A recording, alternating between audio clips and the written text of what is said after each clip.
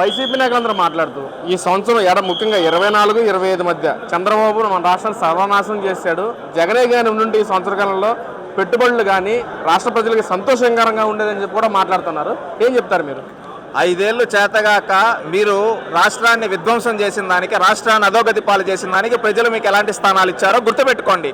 ఈరోజు కూటమి ప్రభుత్వం ఒక బాధ్యతతో పనిచేస్తూ ఉంది, ఒక జవాబుదారీతనంతో ఒక అకౌంటబిలిటీ, ఒక రెస్పాన్సిబిలిటీ, ఒక కమిట్మెంట్తో పనిచేస్తూ ఉంది. ఈరోజు వాళ్ళు అప్పులు కుప్పలుగా చేసి 10 లక్షల కోట్ల పైగా అప్పులు చేసి వెళ్ళిపోతే, ఈరోజు ఆ అప్పులను తీర్చుకుంటూ, వాళ్ళు బకాయిలు పెట్టి వెళ్ళిపోతే వేల కోట్ల బకాయిల్ని తీర్చుకుంటూ, ఈరోజు ఆదాయాన్ని సృష్టిస్తూ, ఆ అప్పులకు వడ్డీలు కట్టుకుంటూ, ఈరోజు పరిశ్రమలు తీసుకుంటూ రెట్టింపు సంక్షేమాన్ని ఇస్తూ ఉన్నారు. జగన్మోహన్ రెడ్డి 1000 రూపాయల పెన్షన్ పెంచడానికి 5 ఏళ్ళు తీసుకున్నాడు చేతగాక. కానీ వచ్చిన తొలి నెలలోనే, అంతకుముందు గత 3 నెలల అరియర్స్ కూడా కలిపి 7000 పెన్షన్ భారతదేశ చరిత్రలో ఇచ్చిన ఏకైక పార్టీ తెలుగుదేశం పార్టీ. అదేవిధంగా 1000 రూపాయల పెన్షన్ ఒకేసారి. వికలాంగులకి నువ్వు ₹1 పెంచాల 5 ఏళ్లలో, కానీ ఒకేసారి డబుల్ చేసి 6000 ఈరోజు వికలాంగులకి పెద్ద కొడుకులాగా చంద్రబాబు నాయుడు గారు ఇస్తున్నారు. అన్నదాత సుఖీభవ అని చెప్పి నువ్వు సగం భాగమే ఇచ్చేసి వెళ్ళిపోతే, ఈరోజు అన్నదాత సుఖీభవని ప్రతి ఒక్కరికి అన్నదాత సుఖీభవ 20,000 రూపాయలు వాళ్ళ అకౌంట్లో వేస్తూ ఉన్నారు. గతంలో నువ్వు అమ్మ ఒడి అని అర్ధ ఒడి చేసి మాట తప్పి మడమ తిప్పితే, ఈరోజు ఇంట్లో ఎంతమంది పిల్లలు ఉంటే అంతమందికి ఇస్తామని చెప్పి ఈరోజు అమ్మ ఒడి ఇస్తూ ఉన్నారు. అదేవిధంగా ఒకప్పుడు గ్యాస్ సిలిండర్ రేట్లు నువ్వు 1000-2000 కనీసం సబ్సిడీ కూడా ఇవ్వకపోతే, ఈరోజు ఉచితంగా 3 గ్యాస్ సిలిండర్ ప్రతి ఆడబిడ్డకి ప్రతి ఇంటికి ఇస్తూ ఉన్నారు.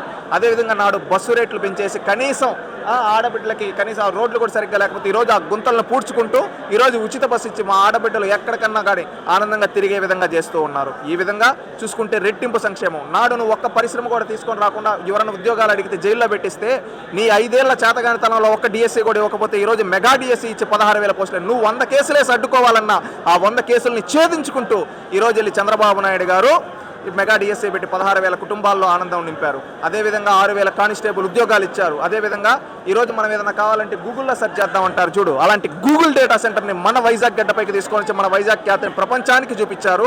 అదేవిధంగా టీసీఎస్, కాగ్నిజెట్ లాంటి కంపెనీలు తీసుకొని వచ్చి మన యువతకి ఐటీ ఉద్యోగాలు మన రాష్ట్రంలోనే చేసుకునే విధంగా చూశారు.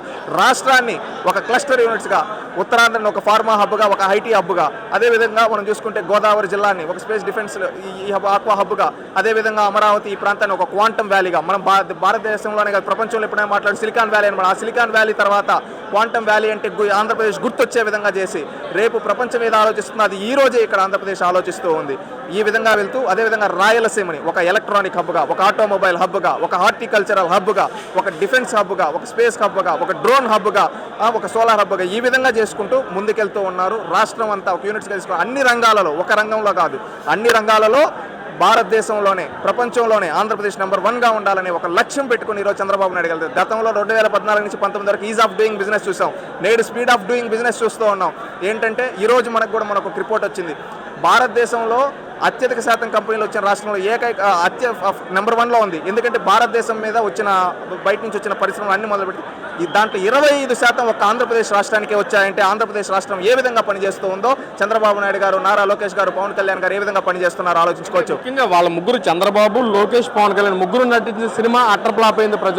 ప్రజల్లో వీళ్ళ ముగ్గురు మీద తీవ్ర వ్యతిరేకత ఉన్నారు. ప్రజలు మళ్ళీ జగన్ కోరుకుంటున్నారని చెప్పి కూడా మాట్లాడుతూ ఉన్నారు. వై నాట్ 175 ఏమైంది?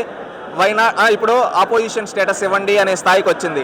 ఒకప్పుడు మేము త్రప్పరప్ప తిరగలేదు అన్న వాళ్ళు ఈరోజు ప్రతిపక్షం అడుక్కునే స్థాయికి ప్రజలు కూర్చోబెట్టారు. వీళ్ళు గుర్తుపెట్టుకోవాల్సింది ఏంటంటే, ఈరోజు తెలుగుదేశం పార్టీ కావచ్చు, కూటమి ప్రభుత్వం కావచ్చు, వీళ్ళ ధ్యేయం ఒక్కటే, అమరావతి నిర్మాణం, పోలవరం నిర్మాణం, రాష్ట్ర అభివృద్ధి, ఇవి చేసుకుంటూ ముందుకెళ్ళాలి. రాష్ట్రాన్ని అభివృద్ధి చేసుకోవాలి, మన యువతని ప్రపంచంలో నెంబర్ 1 స్థానంలో ఉంచాలి. ఒక లక్ష్యాలు పెట్టుకొని ఈరోజు పనిచేస్తూ ఉన్నారు.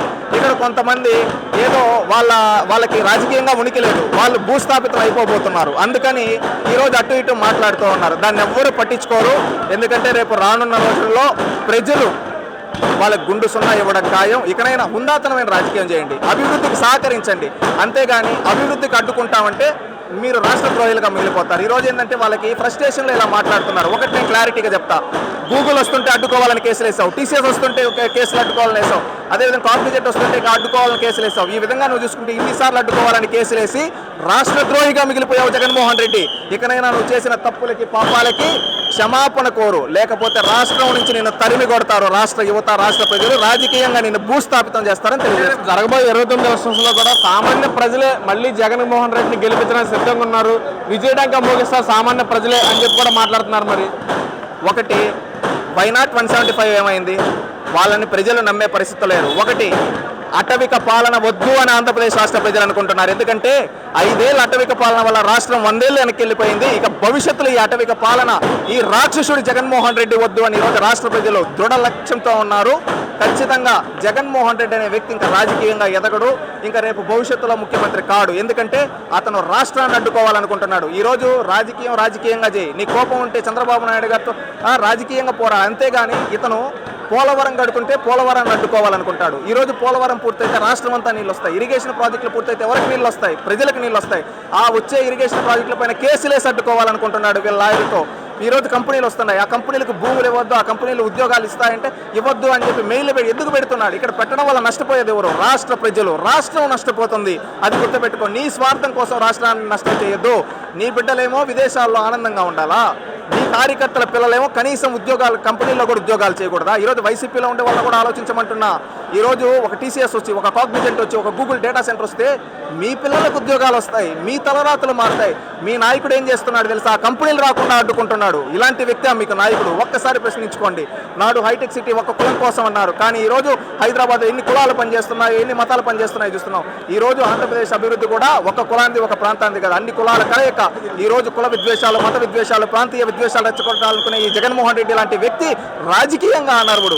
ఇది రాష్ట్రంలో ఇలాంటి వ్యక్తిని రాజకీయాల నుంచి తరిమి కొడితేనే రాష్ట్రం బాగుపడుతుందని నేను భావిస్తున్నాను. ఈ రోజున రైతుల పరంగా చూసుకుంటే గతంలో జగన్మోహన్ రెడ్డి పట్టదారు పాస్ పుస్తకాలు కూడా జగన్మోహన్ రెడ్డి ఫొటోస్ వేస్తున్నారు. కానీ ఎండే కూడా వచ్చినట్టుగా చెప్పినట్టుగా ల్యాండ్ టైటిల్ యాక్ట్ రద్దు చేస్తూ గవర్నమెంట్ ఆమోదం గుర్తు కూడా ఉండటం ఎలా చూడొచ్చు అంటారన్న? చంద్రబాబు నాయుడు గారు ఆల్రెడీ ఆనాడే చెప్పాడు, రాజముద్రతో ఇస్తా, దిష్టి బొమ్మలు ఉండవన్నారు. దిష్టి బొమ్మను తీసేసి ఈరోజు రాజముద్రతో ఇస్తూ ఉన్నారు. ఇది నిజమైన ప్రజాప్రభుత్వం. ఎందుకంటే మా బొమ్మల ముఖ్యం కాదు, రాజముద్ర పెట్టి మీకు ఇస్తున్నాం. దీంట్లో క్యూఆర్ కోడ్ కూడా ఉంటుంది. ఎక్కడైనా ఎవరైనా తీసుకొని టెక్నాలజీని కూడా జోడించేశారు. దీనివల్ల 10 మందికి మేలు జరుగుతుందని నేను భావిస్తూ ఉన్నాను. ఖచ్చితంగా ఈరోజు ఇలాంటి పార్టీలు అనేది మారుతూ ఉంటాయి, కానీ ఎవరో ఒకరు ఫోటోలతో కాదు, రాజముద్రతో ఉంటే అది ఉంటుంది. ఈ విధంగా ప్రజాధనాన్ని వృధా చేయకూడదనే ఉద్దేశంతో ఈరోజు రాజముద్రతో ఇవ్వడం జరిగింది. దీన్ని స్వాగతిస్తూ ఉన్నాం. రాష్ట్రంలో ప్రజలందరూ కూడా దీన్ని స్వాగతిస్తూ ఉన్నారు. ఫైనల్గా 2029 ఎలక్షన్స్లో జగన్మోహన్ రెడ్డి విజయడంగా మోగిస్తాడు. విజయాన్ని ఎవరు ఆపలేరు.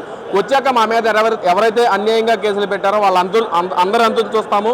7 సముద్రాలు అవతరన్నా సరే తీసుకొచ్చి బట్టలోడు తీసి మరి నుంచో పెడతాము, జగన్ 2.0 చూపిస్తాము అని చెప్పి వైసీపీ నాయకులు జగన్మోహన్ రెడ్డి మాట్లాడుతున్నారు. దాని గురించి ఏం చెప్తారు మరి? ఒకటి, మీ పైన ఎవరో కక్ష సాధింపు చేయాలి. కక్ష సాధింపు చేస్తుంటే జగన్మోహన్ రెడ్డి ఈరోజు జైల్లో ఉండేవాడు. కానీ ఈ ప్రభుత్వం లక్ష్యం కక్ష సాధింపు కాదు, గుర్తుపెట్టుకోవాలి. ఇంకొకటి నేను క్లారిటీగా చెప్పేది ఏంటంటే, నువ్వు బట్ట లోటు తీస్తా అన్నది పోలీసులు. అదే పోలీసులు తలుచుకుంటే నువ్వే మాట అన్నావు అదే విధంగా నిన్ను తరిమి కొట్టగల సత్తా ఆంధ్రప్రదేశ్ పోలీసులకు ఉంది. ఇకనైనా హుందాతనంగా రాజకీయం చేయమని చెప్పి తెలియజేస్తున్నాను.